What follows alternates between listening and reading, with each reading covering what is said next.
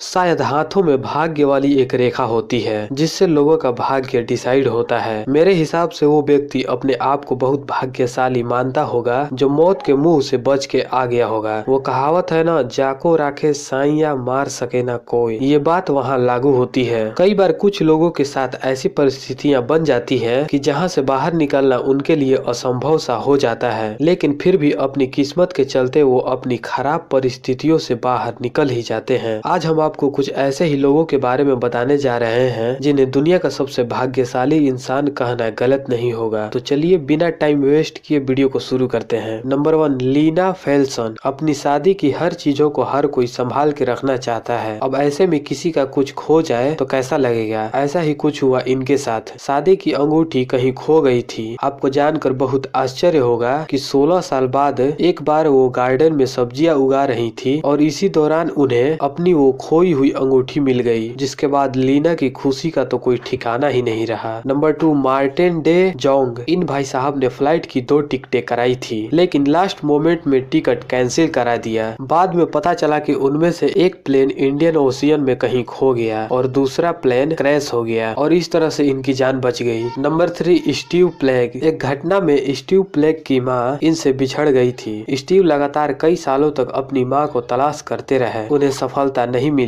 एक बार वो जिस चेन स्टोर में काम कर रहे थे वहाँ के बॉस को स्टीव ने अपनी बात बताई और अपनी माँ का नाम बताया। आश्चर्य की बात तो तब हुई जब बॉस ने उनकी माँ का नाम सुनकर कहा कि ये महिला तो उन्हीं के दूसरे चेन स्टोर में काम करती है और इस तरह स्टीव को अपनी माँ मिल गई, जिसका उन्हें यकीन ही नहीं था। Number 4, Tsutomu Yamaguchi. Tsutomu Yamaguchi पहली बार 6 अगस्त 1945 को पहली बार हिरोशिमा शहर पहुंचे, लेकिन उसी दिन अमेरिका द्वारा 6 अगस्त 1945 को हिरोशिमा में एटॉमिक बम छोड़ दिया गया। पूरा शहर तहस नहस हो गया, लेकिन ये अकेले उस हमले में बच गए। फिर बाद में उन्होंने गाड़ी पकड़कर नागासाकी शहर में गए, लेकिन 9 अगस्त 1945 को अमेरिका ने फिर नागासाकी पर परमाणु बम छोड़ दिया। और हैरानी की बात तो तब हुई जब ये इस हमले में भी बच गए, क्योंकि वे जहाँ विस्फोट हुआ था वहाँ से बस 3 किलोमीटर की दूरी पर थे और इन्होंने दोनों न्यूक्लियर अटैक को अपनी आंखों से देखा। नंबर 5, जूलियाने कोइपेक। 1971 की बात है। जूलिया ने प्लेन की सफर कर रही थी। अचानक उनकी प्लेन क्रैश हो गया। उस समय जूलिया ने मात्र 17 साल की थी। कई दिनों तक जंगल में रहने के बाद उन्हें लोगों ने बचाया। एकलौती जूलियाने थी जो क्रैश में बच निकली। Number 6, John जेंथर। लॉटरी के मामले में इनसे लकी शायद ही कोई हो। अब तक ये 2 करोड़ से ऊपर की रकम केवल लॉटरी के दम पर इकट्ठा किया है। Number 7, Harrison Odjegba Okene. Harrison जहाज में कुक के काम पर थे।